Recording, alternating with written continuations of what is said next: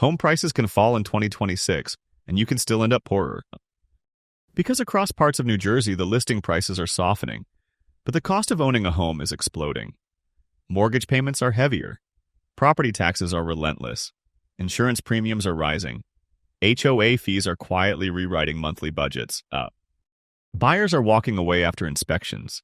Condos that once disappeared in a weekend now sit for weeks. Sellers are starting to admit, quietly, that they missed the peak up. So here's the real question you need to ask yourself in 2026. Which New Jersey cities are cracking first? And what happens if you buy into the wrong one with thin equity and a payment you cannot escape? To understand why New Jersey is cracking in 2026, you have to step back and look at what changed nationally and why this slowdown feels different from past housing cycles. The most obvious shift is interest rates. For years, ultra-low rates masked risk. Buyers stretched because monthly payments stayed manageable. Investors accepted thin margins because cheap debt made the math work. That illusion ended fast. At today's rates, the same home now carries hundreds, sometimes thousands, more per month in payment. And unlike prices, those payments do not negotiate easily. But rates alone are not the full story. The second shift is migration, and more importantly, migration reversal.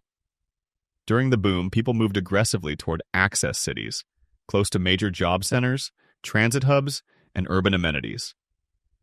That surge pulled demand forward. By 2026, that movement has slowed or reversed. Remote and hybrid work have weakened the premium attached to proximity. Buyers are no longer paying top dollar just to be closer, especially if they only commute a few days a week. Then there is overbuilding, particularly in high-density and investor-focused segments. Across the country, developers responded to cheap money by building aggressively. Luxury rentals, mixed-use towers, and compact condos aimed at professionals and short-term renters. When demand cooled, supply didn't disappear. It stayed and began competing with itself. Incentives replaced bidding wars. Occupancy mattered more than price. Insurance is the fourth pressure point, and one buyers consistently underestimate. Premiums are rising nationwide due to climate risk, rebuilding costs, and tighter underwriting. In coastal, river-adjacent, or dense urban areas, insurance is no longer a footnote. It is a line item that can erase affordability even after a price cut. What makes this cycle different is the mismatch. Prices are adjusting downward, but the drivers that once justified higher prices are not returning quickly. Wages are not accelerating fast enough. Commutes are less valuable. Carrying costs are heavier. That creates a slow grind rather than a sudden crash. This is where power shifts. Buyers hesitate, calculate, and walk away. Sellers reduce expectations quietly. Markets don't collapse overnight, they crack over time. If you want to understand where those cracks matter most and how they affect real people and real balance sheets, stay with us. Like the video, subscribe to the channel, and turn on notifications. Because what happens next in these 7 cities is not theory. It's already unfolding. 7. Paterson. Paterson was never sold as a luxury comeback story. Its appeal was simpler: proximity to New York, dense housing stock, and prices that looked manageable compared to nearby suburbs. During the last housing run-up, that positioning pulled in investors and first-time buyers who believed they could handle the trade-offs. In 2026, those trade-offs feel heavier. Much of Paterson's housing stock is old. Multifamily buildings dominate, many built decades ago with aging roofs, outdated electrical systems, inefficient heating, and deferred maintenance. When interest rates were low, buyers assumed they could fix problems gradually. Today, higher mortgage payments leave little room for repairs. The deeper issue is income mismatch. Many residents work in service, logistics, or light industrial jobs. Wages in those sectors have not kept pace with rising property taxes, utilities, insurance, and maintenance costs. Even when purchase prices look reasonable on paper, the monthly burden tells a different story. Landlords are caught in a squeeze. Tenants cannot absorb unlimited rent increases, but building expenses continue to rise. Some owners delay maintenance to protect cash flow. That decision slowly drags down property quality and eventually neighborhood confidence. For owner-occupants, lending has become tighter. Appraisals are more conservative. Banks scrutinize condition and income stability. Homes that once moved quickly now cycle between rentals, vacancies, and distressed listings. Each cycle weakens price stability for the block. Patterson is not crashing. It is grinding. And that grind matters. Markets like this do not implode overnight. They exhaust buyers and owners over time. So the question becomes, when affordability depends on perfect cash flow and zero surprises, how many households can realistically hold on? 6. Elizabeth. Elizabeth has always been defined by movement. Ports, highways, rail lines, and the airport sit at the heart of the city's identity. During the housing boom, that connectivity translated into demand. Prices rose as buyers accepted noise, traffic, and density in exchange for access and relative affordability. By 2026, that bargain is being reevaluated. Higher borrowing costs have forced buyers to slow down and examine the full picture. Three-family homes that were aggressively bid up in 2021 and 2022 are no longer delivering the returns owners expected. Vacancies last longer. Repairs cost more than planned, and margins that once looked comfortable are now thin. Quality of life trade-offs are playing a larger role. Noise from trucks, planes, and constant traffic was tolerable when prices felt discounted. When monthly payments climb, tolerance drops. Some buyers compare Elizabeth with nearby Union County towns and realize they can pay similar prices for quieter streets and stronger resale confidence. Insurance has become a hidden stressor. Industrial corridors and flood-adjacent zones carry higher premiums, even when a specific property appears structurally sound. Buyers often discover this late in the process, after inspections, when the true cost of ownership finally comes into focus. Property taxes and municipal fees add to the pressure. For working families, the monthly outlay becomes harder to justify. For investors, the math tightens quickly when rents soften or tenants push back. Elizabeth is not losing relevance, but it is losing automatic demand. The city no longer benefits from being the default next best option. Buyers are comparing, negotiating harder, and walking away more often. And when a market depends on acceptance of trade-offs, the moment those trade-offs feel unfair, momentum breaks. So the question is simple. If affordability no longer compensates for friction, what keeps buyers committed? 5. New Brunswick.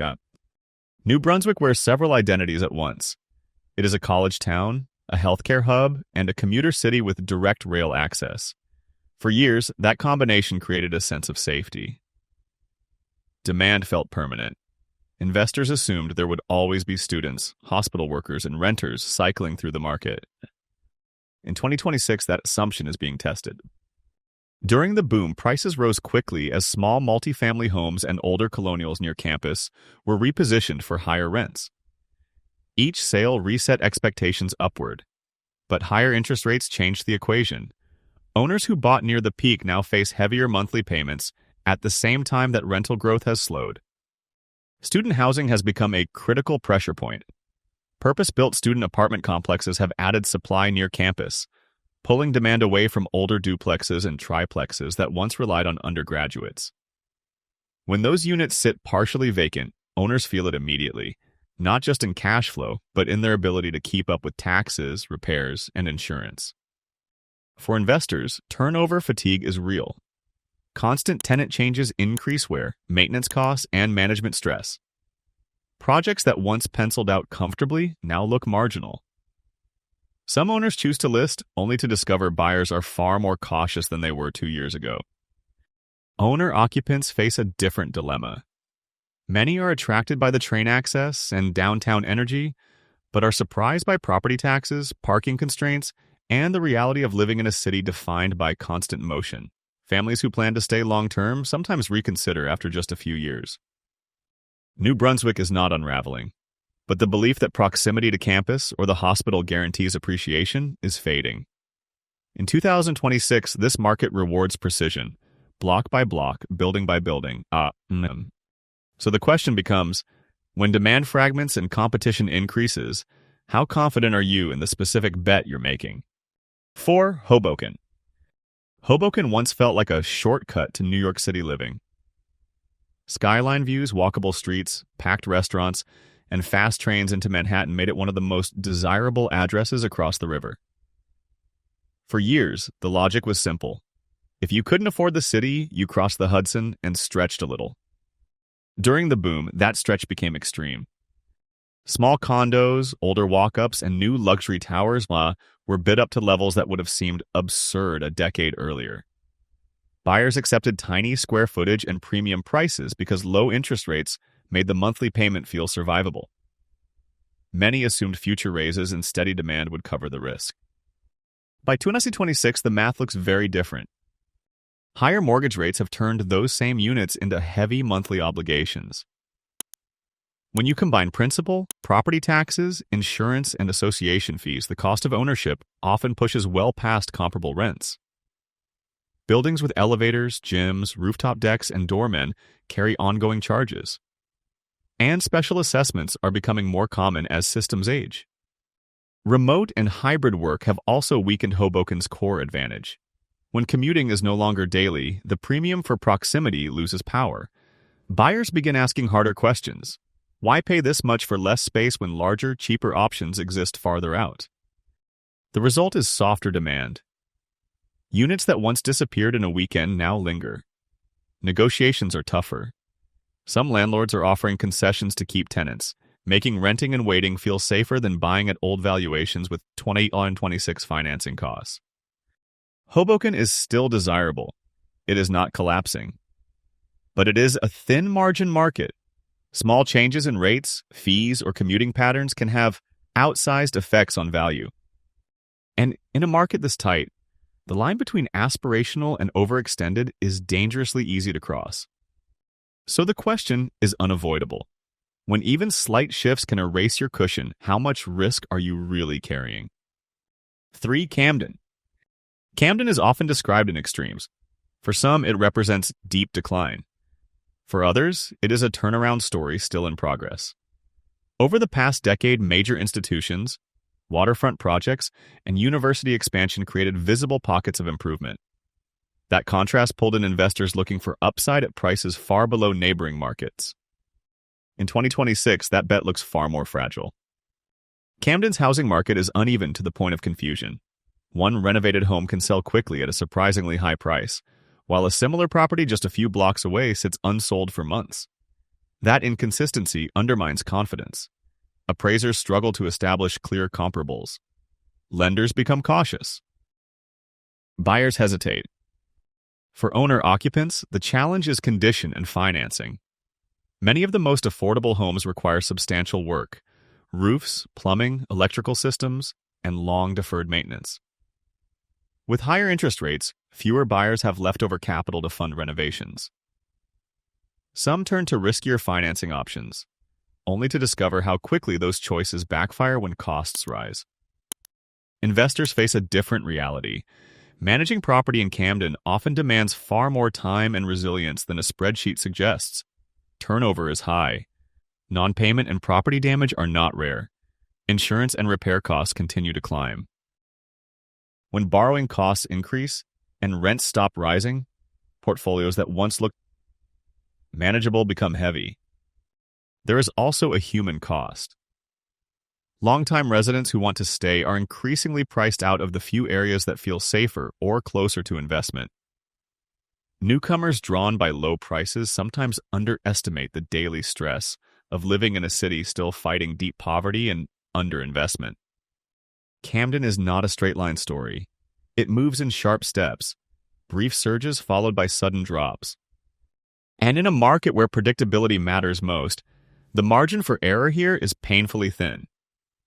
So the question remains, how much uncertainty can you afford when even small miscalculations carry outsized consequences? 2. Newark. For more than a decade, Newark has been marketed as New Jersey's great comeback story. Major corporations opened offices downtown. New restaurants, galleries, and apartment towers followed. Investors and buyers were told they were getting in early, before the transformation was complete. For a while, that story worked. Prices climbed quickly in select neighborhoods, especially near transit hubs and new developments. Old brick buildings were converted into lofts. Condos were pitched as Brooklyn alternatives at a discount. The narrative was momentum, and momentum attracts money. Yeah. In 2026, the unevenness of that momentum is impossible to ignore. Newark remains a city of sharp contrasts. One block can feel revitalized, while the next struggles with vacancies, safety concerns, and underfunded services. That inconsistency creates volatility. Buyers who rely on zip codes, rather than street-level reality, often learn the difference too late. Higher mortgage rates have thinned speculative demand. Condo and loft projects aimed at young professionals now sit longer, forcing sellers and landlords to offer incentives. When rents soften, investors who bought at peak prices feel immediate pressure. Cash flow gaps appear quickly when assumptions break. Property taxes are another anchor. Combined with urban insurance premiums and the cost of maintaining older buildings, the true monthly expense surprises many first-time buyers. The spreadsheet that looked exciting at 3% interest feels dangerous at 7%. Transit access is still a strength, but it is no longer overwhelming. As remote and hybrid work persist, proximity to Manhattan does not justify the same premium. Some buyers realize they can live farther out, pay less, and commute only when necessary. Newark is still moving forward, but not in a straight line. In markets driven by narrative, hesitation spreads fast once confidence wavers. So the question becomes unavoidable. If progress is uneven and costs are rising, how do you price risk in a city still redefining itself? 1. Jersey City. Jersey City was sold as the answer to a single powerful question. What if you could have New York City views, rapid transit into Manhattan, and modern living, without paying Manhattan prices? For a while, that promise held. Glass towers rose along the waterfront. Older neighborhoods were renovated rapidly. Real estate marketing leaned hard into skyline sunsets, rooftop decks, and the idea that Jersey City was effectively the sixth borough. Prices followed the story upward, and few questioned whether the foundation was solid. By 2026, the tone has changed. Condos that once sparked bidding wars now sit as buyers recalculate with higher interest rates. The gap between ownership costs and potential rent has narrowed, and in some cases turned negative, once property taxes, insurance, and association fees are added. Investors who counted on short-term rentals or corporate stays face softer demand and stricter building rules. Inside high-rise buildings, carrying costs continue to climb. HOA dues, amenity fees, and special assessments for elevators, lobbies, and major systems add up quickly. What looked manageable at low rates now feels like a second mortgage layered on top of the first. Inland neighborhoods that rode the spillover wave faced their own reckoning. As prices rose, long-term residents felt squeezed, and some left. New buyers paying peak prices are more sensitive to quality-of-life issues, noise, parking, schools, and less willing to overlook them. When expectations and reality diverge, resales happen faster, and negotiations grow harsher. Jersey City is not collapsing, but the belief that you cannot lose here has broken. In a high-cost, high-density market, small shifts in demand and financing produce outsized effects. And when confidence fades at the top, it ripples outward. So the final question is this. If the strongest market in New Jersey is cracking, what does that say about the rest? Taken together, these 7 cities tell a single story, not of sudden collapse, but of expectations finally colliding with reality. During the boom, buyers and investors believed in a simple rule. Prices might fluctuate, but demand would always be there. Low interest rates made risk feel distant. FOMO replaced caution. Stretching felt rational because the math forgave mistakes, but in 26 that forgiveness is gone. Across New Jersey, the same pattern repeats. Prices are softening, yet the cost of owning continues to rise. Mortgage payments are heavier. Property taxes remain unforgiving. Insurance premiums climb. HOA fees and special assessments turn modest units into expensive commitments. The result is pressure, not just financial, but psychological. This is where power shifts. Buyers slow down, negotiate harder, and walk away. Sellers adjust quietly. Markets do not crash in a single moment. They wear down confidence over time. The deeper lesson is not about New Jersey alone. It is about risk. Buying a home is no longer just a question of price. It is a question of resilience. How long can you carry the payment if rents soften? What happens if you need to sell before equity builds? How much uncertainty can you tolerate if the market around you keeps shifting? So before you chase a price cut or a tempting listing, ask yourself one question. Are you buying shelter, or are you buying into a risk profile you fully understand? If this breakdown helped you see past the sales pitch, do 3 simple things. Like the video so more people can see what is really happening on the ground. Subscribe to the channel and turn on notifications so you're early, not late, when the next market starts to wobble. And in the comments, tell us where you're watching from and what you're seeing in your local market, because the cracks you see here are appearing all across America.